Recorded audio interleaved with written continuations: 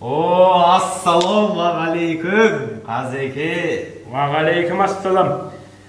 Қазеке, халыңыз, жағдайыңыз түгел жақсы ма? Ой, керемет. Үй іші, мал жан аман ба? Қазеке, түгел жақсы, аман есен я. Енді Қазеке, біз жай келген жоқпыз да. Енді өзіңіз бейсіз. Енді бізге бір кішігірім көмегіңіз қажет.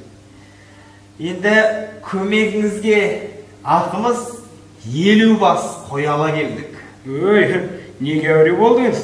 Жоға, Қазеке, уайымдамаңызшы. Түгел жақсы. Бұларымыз не? Әділдік болу керек қой. Мұнау не дейді? Осындай жемқорлық істеріңіз ұрпақтарыңызға кесірі тиюде. Түсінбедім. Әне, қараңыз.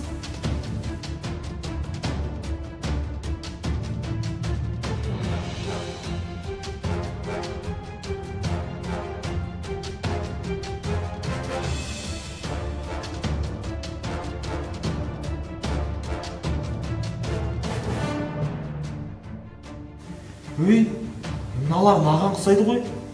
Бұлар сіздің ұрпағыңыз. Мынауымыз жарамас. Жемқорлықты тамырмен шабу керек. Малым керек емес, өзіңе ал. Әділдік әрқашан болу керек.